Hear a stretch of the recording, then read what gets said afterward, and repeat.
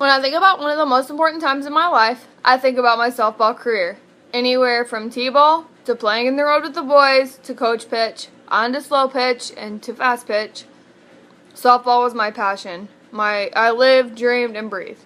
'Cause ever since I was a little kid, a ball has been my best friend. And ever since I could hold a bat, I don't remember ever wanting to put it down, even when it was time for dinner. The school I played for seemed to be all about politics, such as the name game. It doesn't matter if you were the best fielder or had the highest batting average. If you didn't have a last name, you did not play. For a lot of girls, this meant giving up and going on to the next sport.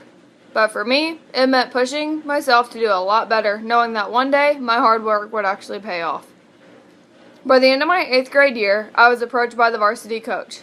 She asked me if I wanted to be a team captain, and after I got over my loss for words, I accepted. This now meant that softball was my life, and that in the off-season I was lifting and working out to stay in shape, trying to get together the best team possible. For as little as I focused on school, my grades actually stayed pretty decent. You would never tell that I never studied. I still couldn't be more proud of our accomplishments for never settling less than a district or regional title. The most important year to me was my senior year. The team had many ups and downs, from losing a lot to battling a lot of injuries.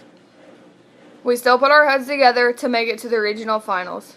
Here we are on a warm, sunny Saturday morning, getting off the bus with our heads in the game that was still 2 hours away. Our pitcher had just overcome a serious shoulder injury, so we were all very nervous. I'm a left fielder, and that's where the opponent decided to hit the ball that day. The day that ended my softball career for good. I grounded the ball with the bases loaded.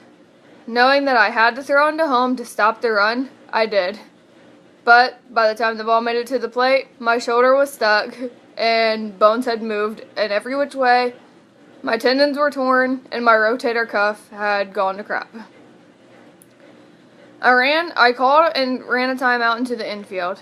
My athletic trainer wanted nothing to do with what my shoulder looked like. She sent me straight to the paramedic, who without a doubt didn't even take a second look, strapped me up and took me to the local hospital. The team was pretty nervous, but I did have a replacement. After thinking about how many injuries we had overcome this season, I think that was the loss for the team, was losing another person because of an injury. Despite how bad the pain was, the only thing on my mind was if my team was going to win. And even though they didn't, the most important thing to me was seeing how teammates came together to pull through, to be there for one another, and how winning isn't everything, but how hard you actually push yourself when you want something this bad.